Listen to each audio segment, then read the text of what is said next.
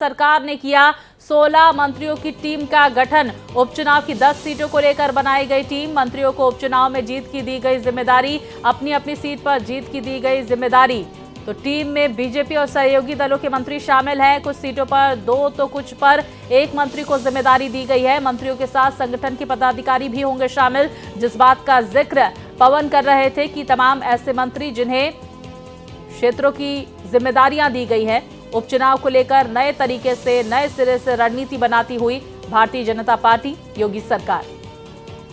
विस्तार से जानकारी के साथ मेरे सहयोगी पवन लगातार हमारे साथ जुड़े हुए। पवन, देखिए बड़ी खबर जिस बात का आप जिक्र कर रहे हैं कि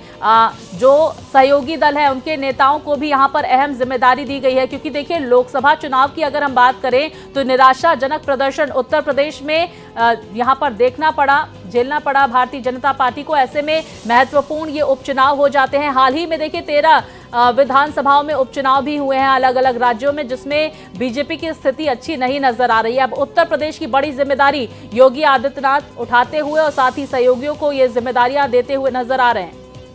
हाँ, देखिए निश्चित तौर पे उसके बड़े कारण ये हैं कि इसमें से जो 4 से 5 सीटें हैं, हाँ, वो समाजवादी गढ़ में चुनाव हो रहे हैं। लिहाजा भारतीय जनता पार्टी के सामने चुनौती है कि सत्ता में वो है और आने वाले चुनाव से पहले, यानी लोकसभा में जो हार मिली थी उसके बाद ये ऐसा चुनाव है जिसमें भारतीय जनता पार्टी अपना दमखम दिखा सकती है। और इस बात को बताने के लिए वो तैयार है कि अगर वो चुनाव अच्छे से उपचुनाव जीत करके आते हैं तो निश्चित तौर पे जो विपक्ष के जो इंडिया गठबंधन के तमाम सारे दावे हैं उसकी पोल खोला जा सकता है कि भारतीय जनता पार्टी लोकसभा चुनाव में कई सारे कारण थे जिसकी वजह से वो हारी है, क्योंकि विपक्ष ने अंबेडकर यानी संविधान को लेकर के और अंबेडकर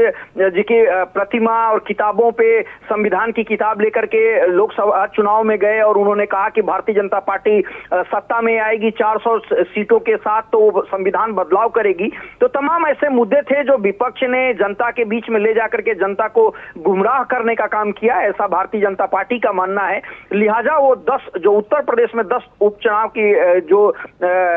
चुनाव है उपचुनाव उसको लेकर के कमर कस चुकी है और इन मंत्रियों को प्रभारी मंत्री बना करके वहां के फीडबैक लेने का काम किया है। आज एक तरीके से समीकरण और ब्लूप्रिंट तैयार हो जाएगा कि जैसे ही चुनाव की घोषणा होती है तो इनके प्रत्याशी तैयार होंगे, वहां पे किस तरीके से विपक्ष को जवाब देना है, प्रत्याशी कौन सा होगा जो सभी समीकरणों को साधता हुआ नजर आएगा, यानी जो जातिगत समीकरण है उसको ध्यान में रखते हुए किस प्रत्याशी को दिया गया। इसी वजह से आपने देखा, जैसा कि आपने भी बताया, कि जो सहयोगी दल है, चाहे संजय निषाद की बात कर लीजिए या अनुप्रिया पटेल की पार्टी की बात कर लीजिए, उनके पति जो उत्तर प्रदेश में मंत्री हैं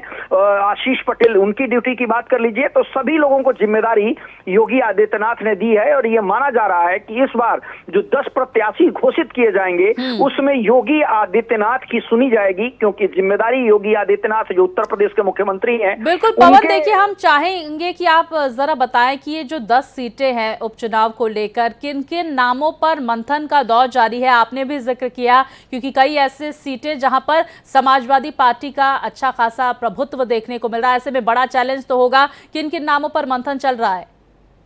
देखिए, एक तो अगर सभी पार्टियों की अगर आप बात करेंगी तो उसमें जो लोग सांसद बने हैं वो चाहेंगे कि वो अपने परिवार के किसी सदस्य को वहां से चुनाव लड़ाएं। हालांकि भारतीय जनता पार्टी में ऐसा संभव नहीं है कि अगर कोई प्रत्याशी सांसद बन गया है और वो परिवार के किसी सदस्य को विधायक बनाना चाहता हो तो भारतीय जनता पार्टी उसको टिकट दे, लेकिन विपक्ष ऐसा करता हुआ आपको दिखाई देगा कि अगर अवधेश प्रसाद अयोध्या फैजाबाद से सांसद हुए हैं तो अपने बेटे को वो मिल्की से चुनाव लड़ा सके, लेकिन भारतीय जनता पार्टी ऐसा करती हुई नहीं दिखाई दे रही है। लिहाजा बहुत सारे लोग इस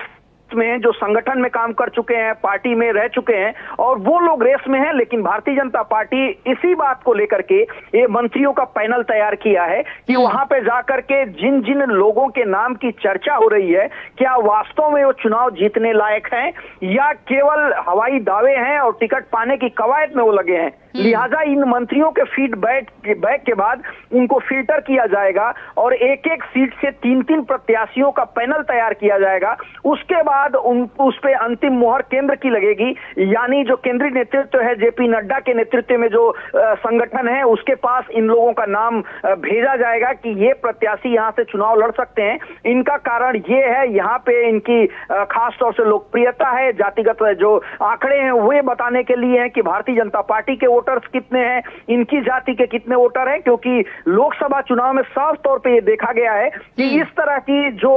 बातें हैं वो सामने निकल करके आई, चाहे जितना भी कोई विकास की बात कर ले, लेकिन उत्तर प्रदेश में हमेशा ये देखने को मिला है कि कई तरह के जो समीकरण हैं वो एक साथ जब काम करते हैं तब जाकर के प्रत्याशी चुनाव लड़ता है। और उस समीकरण में इस बार जो समाजवादी पार्टी के मुखिया अखिलेश यादव हैं वो सफल होते हुए नजर आए, क्योंकि अयोध्या की अगर सीट के एग्जाम्पल के तौर पे आप जब लेंगी तो आपको समझ में आएगा कि जो वहां से अवधेश प्रसाद चुनाव लड़े हैं वो पासी समाज से आते हैं और वहां पे 3 से 3.5 लाख वोट जो है पासी समाज का है। उसके अलावा जो अल्पसंख्यक समुदाय और समाजवादी पार्टी का कोर वोटर था उसके साथ मिलकर के 3 बड़े फैक्टर काम आए, जिसके बाद अवधेश प्रसाद ने सीधे तौर पे भारतीय जनता पार्टी को हराने का काम किया। तो इस तरह के समीकरण को ध्यान में रखते हुए प्रत्याशियों का चयन भारतीय जनता पार्टी भी उपचुनाव में करने जा रही है और उसी को लेकर के ये बैठक है जब मंत्री वहां जाकर के फीडबैक देंगे कि जो आपके पास सूची आई है, यानी संगठन और सत्ता के पास जो सूची गई है, जो प्रत्याशी का होने का दावा कर रहे हैं, उनके दावे में कितना दम है और जो ये लोग समीकरण लेकर के आए हैं वो प्रत्याशी किस तरीके का है, उसकी लोकप्रियता, उसकी ईमानदारी, संगठन के प्रति ईमानदारी, पार्टी के प्रति ईमानदारी, ये तमाम ऐसी बातें हैं जो फैक्टर मिल करके काम करेगा, तब जाकर के भारतीय जनता पार्टी उसको टिकट देगी। और उसी की बैठक शुरू होने गई है एक तरीके से 5 कालिदास पे तमाम जो प्रभारी मंत्री हैं उनको बिल्कुल। देखिए, उत्तर प्रदेश में उपचुनाव को लेकर ये रणनीति बनाती हुई भारतीय जनता पार्टी, मुख्यमंत्री योगी आदित्यनाथ ये बैठक करने वाले। बहुत शुक्रिया आपका पवन, विस्तार से जानकारियां हम तक पहुंचाने के लिए।